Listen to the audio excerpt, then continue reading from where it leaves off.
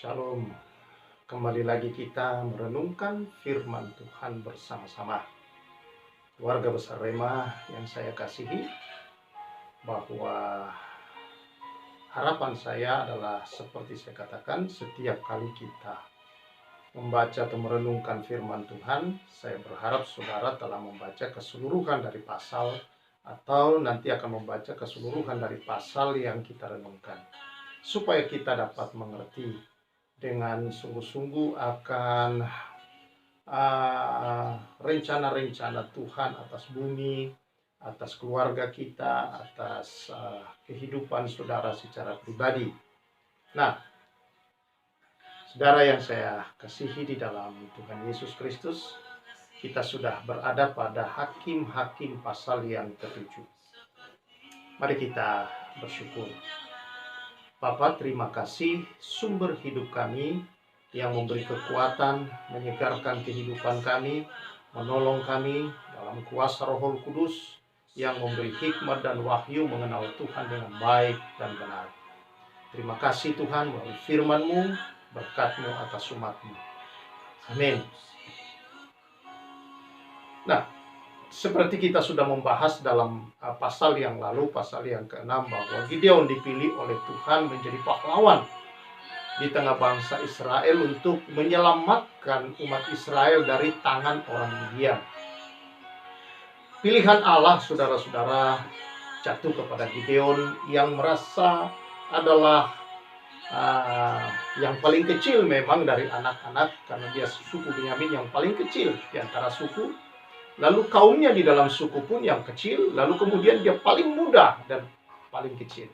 Nah, saudara-saudara yang saya kasihi di dalam Tuhan Yesus Kristus, di sini pun kita membaca kemudian bahwa setelah itu Tuhan memimpin akan Gideon membawa pasukan untuk menghadapi tentara Midian itu, saudara, yang banyaknya tidak terhitung, dikatakan di sini seperti pasir di laut. Sementara pasukan daripada Gideon, saudara-saudara, hanya sekitar 32.000 saja. Wah, ini hal yang tidak mungkin, saudara-saudara, untuk menghadapi pasukan tentara musuh yang tidak terhitung banyaknya, mungkin ratusan ribu, saudara, dilawan oleh 32.000. Tetapi saudara-saudara, Tuhan berkata itu terlalu banyak. Yang takut suruh pulang dah. Yang takut sebenarnya berperang, cuma takut, saudara, ya. Biasa ada orang kan begitu, kalau lagi banyakan kayak berani, padahal sebenarnya takut di dalam. Nah, suruh pulang, lalu kemudian suruh pulang 22.000 orang, saudara. Tuhan bilang ini masih banyak nih. Lalu kemudian pulang lagi sekian banyak, saudara-saudara, dan hanya tinggal 300 orang. Tuhan berkata kepada Gideon begini, terlalu banyak. Adapun Yerubbaal, itulah Gideon bangun pagi-pagi dengan segala rakyat yang bersama dengan dia. Lalu mereka berkemah dekat mata air Harod. Perkemahan orang Midian itu ada di sebelah utara, dekat Bukit More, di lembah. Berfirmanlah Tuhan kepada Gideon, terlalu banyak rakyat yang bersama-sama dengan engkau daripada yang ku kehendaki untuk menyerahkan orang Midian ke dalam tangan mereka. Jangan-jangan orang Israel memegah-megahkan diri terhadap aku sambil berkata, tanganku sendirilah yang menyelamatkan aku. Maka serukanlah kepada rakyat itu demikian, siapa yang takut dan gentar biarlah ia pulang, enyah dari pegunungan Gilead. Lalu pulanglah, dikatakan 22.000 orang dari rakyat yang tinggal, dan tinggallah 10.000 orang. Tetapi Tuhan berfirman kepada Gideon, masih terlalu banyak. Suruhlah mereka turun minum air, aku akan menyaring mereka bagimu di sana. Siapa yang kufirmankan kepadamu, inilah orang yang akan pergi bersama-sama dengan engkau. Dialah yang akan pergi bersama-sama dengan engkau. Tetapi barang siapa yang kufirmankan kepadamu, inilah orang yang tidak pergi bersama-sama dengan engkau. Dialah yang tidak akan pergi. Ayat selanjutnya, saudara. Lalu Gideon menyuruh rakyat itu turun minum air, dan berfirmanlah Tuhan kepadanya, barang siapa yang menghirup air dengan lidahnya seperti anjing menjilat, ya, haruslah kau kumpulkan tersendiri. Demikian juga semua orang yang berlutut untuk minum. Jumlah orang yang menghirup dengan membawa tangannya ke mulut ada 300 orang, tetapi yang lain dari rakyat semuanya berlutut. minum air. Lalu berfirmanlah Tuhan kepada Gideon, dengan ke-300 orang yang menghirup itu akan kuselamatkan kamu. Aku akan menyerahkan orang Midian ke dalam tanganmu. Tetapi yang lain dari rakyat semua boleh pergi masing-masing ke tempat kediamannya itu. Wow. Kalau kita membaca Alkitab, saudara-saudara, sepanjang Tuhan memimpin bangsa Israel, lalu peperangan demi peperangan kemudian dihadapi bangsa Israel, kita melihat metode Tuhan untuk berperang, saudara, selalu tidak pernah sama. Selalu Tuhan punya banyak cara, saudara-saudara, untuk menolong umat Israel kalau mereka mengalami peperangan. Dimulai sejak mereka keluar dari Mesir. Bagaimana Tuhan melepaskan dari tangan Firaun. Bagaimana saudara ketika mereka sudah masuk di tanah Kanaan. Cara Tuhan menolong mereka untuk merebut tanah itu, saudara-saudara. Penyertaan Tuhan yang begitu nyata, saudara-saudara, terhadap umat Israel ini. Kita perhatikan, saudara, bahwa betul-betul cara Tuhan selalu berbeda. Nah, tetapi saudara-saudara, inilah hal yang luar biasa pada Tuhan kita. Dia tidak kehabisan cara. Selalu banyak metode. Mungkin itu sebabnya bangsa Israel karena sudah biasa terlatih dengan banyak cara. Sampai hari ini, saudara, bangsa Israel itu secara fisik, saudara, yang kita lihat di negara bangsa ini sampai hari ini selalu bangsa yang unggul, memunculkan banyak hal-hal dalam peperangan, saudara-saudara, selalu unggul di dalam berbagai hal-hal untuk melindungi dirinya, untuk menyerang musuhnya. Dan sejarah membuktikan, saudara, sampai hari ini bahwa bangsa Israel ini selalu mengalami peperangan, tetapi selalu dengan cara-cara yang ajaib, saudara, mengalami kemenangan demi kemenangan di dalam peperangan-peperangannya. Inilah, saudara-saudara, mungkin karena sudah terlatih dan begitu banyak metode yang mereka lihat cara Tuhan terhadap mereka dari sejarah-sejarah yang pernah ada perjalanan bangsa Israel. Di sini kita melihat, saudara, Tuhan tidak punya tidak kekurangan ide, saudara, dalam menolong kita. Kita selalu berpikir sama setiap menghadapi persoalan, tetapi Tuhan selalu punya banyak cara untuk melepaskan, untuk meloloskan, atau untuk memberikan kita jalan keluar. Selalu Tuhan punya banyak cara. Bukan hanya 1001 macam cara. Ada 1.000.000, 2.000.000, jutaan macam cara. Saudara-saudara, Tuhan bisa melepaskan, mengeluarkan kita, menyembuhkan. Bahkan, saudara-saudara, ketika Yesus datang di bumi ini, ketika Yesus datang dan berkarya selama 3 tahun, saudara-saudara, 3 tahun setengah, kita membaca Alkitab. Penyakit yang sama disembuhkan, saudara-saudara, tapi tidak sama metodenya. Selalu Tuhan Yesus memiliki metode yang berbeda, cara yang berbeda di dalam menyembuhkan penyakit setiap orang yang dia hadapi. Walaupun kita melihat atau membaca bahwa ada penyakit yang jenisnya sama. Inilah, saudara-saudara, Allah. Dia tidak pernah pusing. Dia tidak akan mungkin pusing. Dia tidak akan mungkin, saudara, bingung. Dia tidak akan mungkin, saudara-saudara, kehabisan ide, kehilangan cara. Dia melebihi dari apa yang kita pikirkan tentang dirinya, saudara. Lebih daripada apa yang kita ketahui. Bahkan lebih daripada itu, saudara, dia memiliki banyak hal padanya karena dia Allah untuk menolong kita, melepaskan kita, membebaskan dari belenggu-belenggu kehidupan ini, saudara. Dari segala godaan, cobaan-cobaan, ujian-ujian hidup. Dia selalu punya banyak cara. Karena dia begitu mengasihi kita, saudara. Lihat kepada yang dilakukan terhadap bangsa Israel di bawah kepemimpinan Gideon. 32 tentara, Tuhan bilang, itu banyak sekali. Saya tidak butuh sekian. Lalu Tuhan kemudian berkata, ketika 22.000 orang pergi, dia berkata, masih banyak. Ya, suruh turun minum. Yang menjilat langsung seperti dari tangannya, itulah yang dikumpulkan 300 orang. Ya, Tuhan bilang cukup dengan 300 itu. Bayangkan, saudara, 300 orang itu dengan apa, saudara, menghadapi pasukan Midian yang begitu banyaknya dikatakan seperti pasir di laut, sangat-sangat banyak mengepung mereka. Tetapi Tuhan punya cara sendiri. Dan yang terlebih penting di sini saudara adalah bahwa Gideon selalu dikuatkan imannya. Gideon selalu berpijak pada imannya kepada Tuhan berdasarkan firman yang dia dengar. Setiap kali ada keraguan, setiap kali mau melakukan sesuatu, mengurangi pasukan kah, cara maju kah, cara bertempur kah, ya, semuanya itu dia mendengar firman dari Allah, saudara-saudara. Dan ini yang penting, firman ini mengangkat iman daripada Gideon, saudara-saudara, untuk maju dan tidak perlu takut. Bahkan di kali terakhir, ketika dia dalam keadaan disuruh Tuhan untuk maju dan berperang, saudara-saudara, dia kemudian Tuhan berkata, kalau engkau takut, sekarang bawa bujangmu, turun ke perkemahan orang Midian itu. Lalu dia turun ke sana bersama bujangnya di tengah malam, saudara. Lalu dia mendengar ada orang di dalam kemah musuh yang sedang bercerita tentang mimpinya. Bagaimana dia berkata, aku bermimpi. Dia cerita sama temannya, tentara Midian ini. Aku mimpi.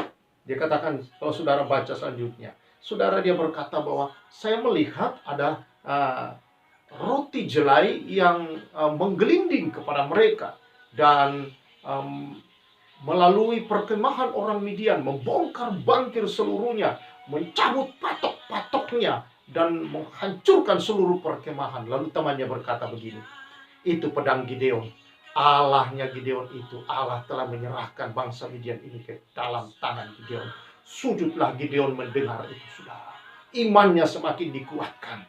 Lalu Tuhan berkata kepada Gideon, sekarang turun bersama pasukanmu, lalu mengadakan penyerangan. Dengan cara apa, saudara?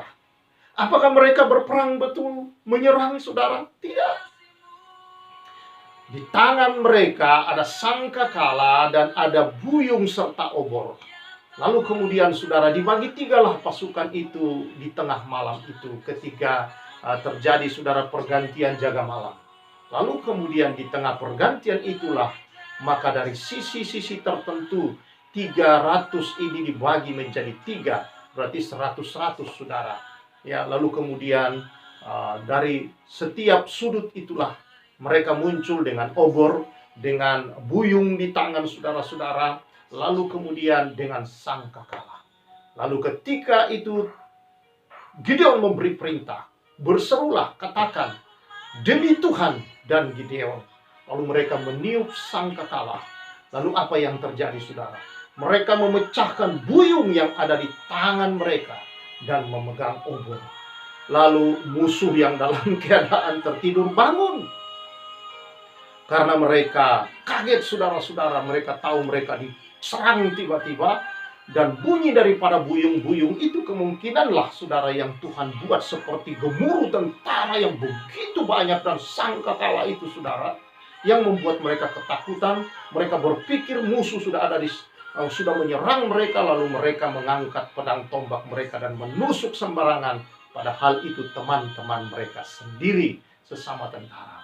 Melihat keadaan itu, tentara Midian tentunya, saudara-saudara, sadar bahwa mereka sudah dikepung, sudah dikalahkan, sudah dihancurkan dan melarikan diri. Akhir dari cerita ini bahwa kemudian Gideon mengalami kemenangan. Saudara yang saya kasihi, Tuhan tidak pernah, saudara-saudara, bertumpu pada apa yang kita punya banyak atau sedikit. Kita lihat dalam Alkitab, selalu Tuhan bertindak walaupun sedikit. Ya, minyak dalam buli-buli seorang janda tinggal sedikit. Saudara, ketika seorang janda yang ditinggal oleh suaminya, seorang pelayan Tuhan juga, dia datang kepada seorang nabi dan nabi berkata, apa kau punya? Dia bilang, saya punya hanya minyak dalam buli-buli sedikit dalam satu buli-buli. Dia bilang, kalau begitu pergi pinjam lebih banyak, sebanyak-banyaknya buli-buli ke tetangga dan isi. Dan jual, lalu kemudian bayar utangmu, sisanya kau hidup dari situ. Dan itu luar biasa, saudara. Dengan sedikit itu Tuhan buat mujizat. Demikian juga dengan janda Sarfat yang ditemui Elia. Dia berkata hanya tinggal tepung segenggam dan minyak sedikit. Sekarang aku kumpulkan kayu dan aku akan pulang memasaknya dan aku makan bersama anakku dan kami setelah itu mati. Tetapi karena firman Tuhan datang kepadanya, maka saudara-saudara mujizat pun terjadi. Firman Tuhan datang kepada janda yang kehilangan suami yang sudah meninggal. Firman Tuhan datang kepada janda yang punya minyak dan tepung sedikit di rumahnya, janda Sarfat. Lalu kemudian saudara kita membaca ada banyak peristiwa dalam Alkitab. Ketika Tuhan Yesus berkata kepada murid-murid memberi makan orang banyak itu yang jumlahnya dihitung 5.000 orang, itu baru pria, belum yang perempuan dan anak-anak. Tetapi seorang anak membawa roti jelai sebanyak 5 dan 2 ekor ikan. Untuk apa sebanyak ini? Mana mungkin, katanya, bahkan uang 200 dinar pun tidak mungkin untuk membelikan mereka makanan. Tetapi dengan 5 roti 2 ikan itu, maka Tuhan bersyukur, Yesus membuat mujizat dan sisa 12 mangkuk. Saudara, di dalam tangan Tuhan, besar atau kecil menurut kita, bukan kuat, bukan gagah kita, saudara, tetapi penyertaan Tuhan, firman Tuhan yang mendatangkan iman, dan oleh kuasa firman itu yang membangkitkan iman dalam seseorang lah yang membuat orang itu berani melangkah dalam hidup ini, menghasilkan hal-hal yang besar. Saudara-saudara, karena itu kita perlu selalu mendengar firman Allah, selalu mendengar firman Tuhan, karena firman membangkitkan, atau dari firmanlah, pendengaran firmanlah yang mendatangkan iman. Dan oleh imanlah, kata firman Tuhan, kita mengalahkan dunia ini. Bahkan Rasul Paulus berkata, seharusnya orang benar itu yang dibenarkan oleh karena karya Kristus di salib, hidup oleh iman. Bukan hidup oleh perasaan-perasaannya yang selalu berubah-ubah. Bukan hidup oleh pendapat-pendapat orang lain, saudara, para motivator dan sebagainya, yang begitu banyak bertebaran di dunia. Tapi dari firman Allah. Yesus berkata, manusia hidup bukan dari roti saja, tapi dari setiap perkataan yang keluar dari dalam mulut Allah. Sebagian hidupmu, yaitu tubuhmu, hidup dari makanan, roti, kata Yesus. Tapi keseluruhan hidupmu, itu hidup haruslah dari firman Allah. Kalau engkau benar-benar bersandar, berpegang pada kebenaran firman itu, engkau akan hidup, bukan hanya sekedar hidup di dunia, tetapi hidup kekal selama-lamanya. Inilah kehidupan yang sesungguhnya, adalah karena mengikuti firman Tuhan. Kemenangan diraih oleh Gideon bersama dengan tentaranya, saudara-saudara. Padahal sebenarnya itu adalah kemenangan Tuhan. Sekali lagi, di sini kita melihat ini kemenangan Tuhan. Dengan 300 orang tidak mungkin, tetapi Tuhan punya cara mengacaukan musuh. Tuhan membuat musuh kacau balau karena mendengar suara buyung yang dipecah dan sangkakala yang bunyi, saudara, dan melihat obor-obor kok ada di sebelah utara, selatan, karena terbagi 3. Mereka berpikir berarti banyak sekali mengepung mereka dari kiri, kanan, depan, saudara-saudara. Dan itu mengacaukan, dan mereka saling membunuh satu dengan yang lain. Yang masih hidup meloloskan diri. Luar biasa. Sekali lagi saya katakan, kemungkinan, saudara, bunyi sangkakala dan buyung yang dipecahkan itu terdengar seperti gemuruh pasukannya begitu besar sekali jumlahnya, yang membuat mereka, karena baru terbangun, tidak siap, belum, saudara, berbaris, belum menyiapkan diri, masih cari senjatanya satu dengan yang lain. Dan akhirnya terjadilah kekacauan di antara mereka. Cara Tuhan selalu luar biasa atas kehidupan kita. Hari-hari ini mungkin kau susah, mungkin kau mengalami pergumulan, kau sakit bertahun-tahun tidak sembuh, saudara. Kau selalu berharap banyak hal, berusaha kiri dan kanan, sudah menghubungi orang ini, orang itu, untuk menyelesaikan persoalan keuanganmu. Sudah melakukan ini, dokter itu, sudah keluar negeri, ke dukun ini, dukun itu, untuk menyelesaikan penyakitmu. Semuanya sepertinya jalan buntu bagi ekonomimu, bagi penyakitmu, bagi persoalan rumah tanggamu yang kau sudah cari ini, cari itu. Saudara, bagaimana caranya engkau bisa memperbaiki? Bahkan mungkin engkau sudah putus asa. Bagaimana caranya aku berhenti dari dosa yang selalu mengikat dan menuduh hidupku ini, yang selalu, saudara, membawa saudara lagi ke dalam penyesalan dan membuat Anda terpuruk. Saya beritahu saudara, dengan kemampuan dan kekuatanmu engkau tidak bisa. Tetapi satu yang bisa melepaskan saudara dari semua ini adalah kasih karunia Tuhan, yang telah diberikan di atas kayu salib di dalam Yesus Kristus. Dialah roti yang sesungguhnya yang menyelamatkan saudara. Roti jelai di sini saudara yang mengguling itu menghancurkan seluruh pasukan Midian dalam mimpi itu. Kristuslah itu saudara yang telah turun ke bumi, yang telah menggelinding turun kepada kita, menghancurkan seluruh masalah persoalan kita. Dosa-dosa kita telah diselesaikan, akibat dosa yaitu maut saudara-saudara. Dan semua tetek bengeknya yang menggandeng di maut itu, yang menyebabkan maut itu saudara, sudah diselesaikan oleh Yesus. Sudah dihancurkan, sudah dicabut patok-patoknya itu semua, sudah dibongkar bangkir semua dan dihancurkan, selesai. Yesus berkata sudah selesai. Di dalam Yesus selalu ada banyak cara Tuhan untuk menyelesaikan persoalan. Tetapi persoalan-persoalan itu saudara bisa selesai karena satu cara yang Tuhan telah tempuh. Dia mati di kayu salib. Oleh itulah maka sengat dari maut, yaitu sengat dari segala persoalan-persoalan yang membawa kita ke dalam maut itu, sudah dikalahkan dan diselesaikan, dicabut oleh Yesus. Puji Tuhan. Karena itu, saudara, kalau engkau putus asa, hari ini datang padanya. Buka hatimu, buka dirimu. Biarkan rohnya melawat engkau. Biar kebenarannya yang datang oleh bilur-bilurnya engkau telah disembuhkan.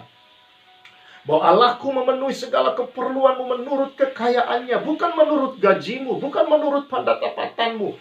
Kalau engkau bersandar dan percaya bahwa menurut kekayaan Tuhanlah kehidupanmu dipenuhi oleh Tuhan, maka engkau tidak berkekurangan. Engkau mengalami berkat-berkat yang mungkin tidak pernah engkau pikirkan selama ini dalam hidupmu, saudara.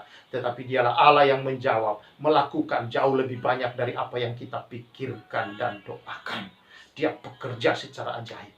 Karena itu datang, bersyukur, berlutut saudara-saudara. Buka hati kepadanya, percaya di dalam Yesus Kristuslah ada jalan dan keselamatan dan hidup. Dialah jalan, dialah kebenaran, dialah hidup. Yesus Kristus.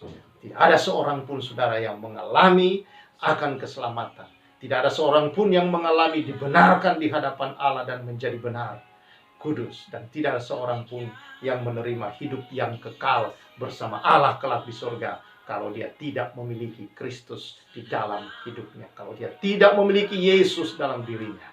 Hanya di dalam Yesuslah satu-satunya nama di bawah kolong langit ini yang kepadanya diberikan, yang olehnya semua manusia bisa diselamatkan, hanya di dalam Yesus Kristus Tuhan. Haleluya. Tuhan memberkati kita semua. Mari kita bersyukur akan kasih Bapa yang melebihi segala hal yang telah menyelamatkan saudara dan saya. Jangan ragu. Angkat tanganmu. Mungkin engkau lemah, engkau sakit, engkau bermasalah ekonomi, engkau bermasalah dalam hal apapun hari-hari ini. Kau putus asa keluar dari jalan itu. Yesus katakan, engkau berperang bagiku. Biarkan dia saudara-saudara yang melakukannya. Dan dia menyelesaikan bagi hidup. Terima kasih Tuhan. Yang sakit Tuhan oleh bilur-bilurmu sudah disembuhkan. Aku berkata engkau sembuh demi nama Yesus. Rumah tangga yang kacau Tuhan pulihkan dalam nama Yesus. Aku berdoa ya Tuhan Yesus, setiap persoalan-persoalan ekonomi, persoalan-persoalan dosa pribadi yang mencengkeram selama ini, ikatan-ikatan narkoba, rokok ya Tuhan, apapun yang mengikat, dosa-dosa seksual, pornografi, dalam nama Yesus saya ikat, saya hancurkan itu semua. Dalam nama Yesus, lepas engkau, sembuhlah engkau demi nama Yesus Kristus. Terima kasih Tuhan, berkat-Mu atas umat-Mu, pemulihan, restorasi telah terjadi demi nama Yesus Kristus. Haleluya. Terpujilah engkau. Dalam nama Yesus, berkat-Mu atas umat-Mu. Amin. Jadi Tuhan, saudara-saudara, saya percaya mujizat berkarya yang saudara tidak pernah tahu selama ini, belum pernah saudara pikirkan, sedang terjadi ke dalam hidupmu. Haleluya, haleluya. Tuhan memberkati saudara-saudara, keluarga besar Rema, senantiasa disertai dan diberkati oleh Tuhan. Saya Pastor Samuel menyampaikan, salam restorasi.